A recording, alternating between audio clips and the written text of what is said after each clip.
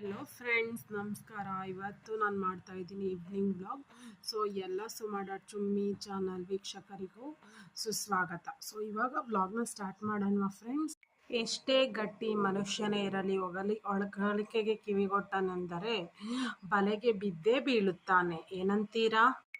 ನೆನಪಿನ ಜೊತೆಯಲ್ಲಿ ಮೌನದ ಪಯಣ. ಬಾಳ ಪಯಣದ ಹಾದೀಲಿ ಅಲ್ಲಲ್ಲಿ ನೂರಾರು ನಿಲ್ದಾಣ. ನೆನಪನ್ನ ಬಿಟ್ಟೋಗೋ ಪಯಣಿಗರ ಜೊತೆಯಲ್ಲಿ ಏನೆಲ್ಲ ಸಂಧಾನ. ಬಂಧನ ಸ್ಪಂದನ ತುಡಿತಗಳ ಯಾಕಾಗಿ ತುಂಬನು ಎದೆಯೊಳಗೆ. ನಿನಗೆ ನಾನು, ನನಗೆ ನೀನು.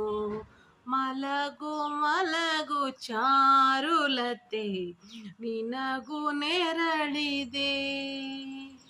ಮಲಗು ಮಲಗು ಚಾರುಲತೆ, ನಿನಗೂ ನೆರಳಿದೆ.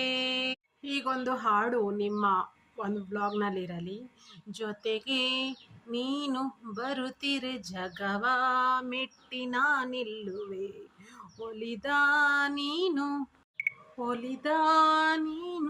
ನಕ್ಕಿ ನಲಿದರೆ ಏನೇ ಬರಲಿ ನಾ ಗೆಲ್ಲುವೆ.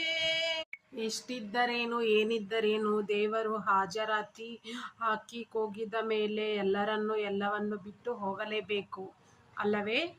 ಇದಕ್ಕೆ ನೀನೂ ಹೊರತಲ್ಲ, ನಾನೂ ಹೊರತಲ್ಲ. ಮುನಿಸೇಕೆ ಮನವೇ ಈ 4 ದಿನದ ಬದುಕಿನಲ್ಲಿ, ಅಲ್ಲವೇ ಫ್ರೆಂಡ್ಸ್? ಜೀವನದಲ್ಲಿ ಕೆಲವೇ ಕ್ಷಣಗಳು ಕೆಟ್ಟದಾಗಿರುತ್ತವೆ. ಎಲ್ಲ ಕ್ಷಣಗಳು ಎಲ್ಲ ದಿನಗಳು ಕೆಟ್ಟದಾಗಿರುವುದಿಲ್ಲ. ಭಗವಂತನ ಮೇಲೆ ನಂಬಿಕೆ ಇಡಿ, ಎಲ್ಲವೂ ಒಳ್ಳೆಯದಾಗುತ್ತದೆ, ಅಲ್ಲವೇ? ಬಿಟ್ಟು ಇರಲಾರದಷ್ಟು ಹಂಚಿಕೊಂಡಿದ್ದ ಸಂಬಂಧಗಳನ್ನು ಬಿಟ್ಟು ಬಂದಿದ್ದೇನೆಂದರೆ ಅದು ನನ್ನ ಅಹಂಕಾರವಲ್ಲ, ಅದು ನನ್ನ ನೊಂದ ಮನಸ್ಸಿನ ನಿರ್ಧಾರ.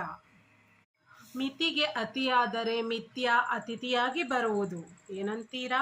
ಒಬ್ಬ ವ್ಯಕ್ತಿ ಮೇಲೆ ಆಣೆ ಇಟ್ಟು ಸುಳ್ಳು ಹೇಳಿದ್ದರೆ ಒಬ್ಬ ವ್ಯಕ್ತಿ ಸಾಯದೇ ಇರಬಹುದು, ಆದರೆ ನಿನ್ನ ಮೇಲೆ ಇಟ್ಟಿರುವ ನಂಬಿಕೆ ಜೀವಂತವಾಗಿ ಉಳಿಯುವುದೇ ಇಲ್ಲ. ಯಾರಿಗಾಗಿ ಹೋರಾಟ, ಯಾರಿಗಾಗಿ ಹಂಬಲ? ಅಯ್ಯೋ ಹುಚ್ಚು ಮನವೇ, ಯಾರೂ ನಿನ್ನವರಲ್ಲ. ಎಲ್ಲರೂ ಅವರ ಸ್ವಾರ್ಥಕ್ಕೆ ನಿನ್ನನ್ನು ಬಳಸಿಕೊಳ್ಳುವವರಷ್ಟೇ. ಒಮ್ಮೊಮ್ಮೆ ಬೇಜಾರಾಗುತ್ತದೆ, ಆದರೆ ಅದನ್ನು ಮರೆತು ಮತ್ತೆ ಮಾತನಾಡುತ್ತೇವೆ.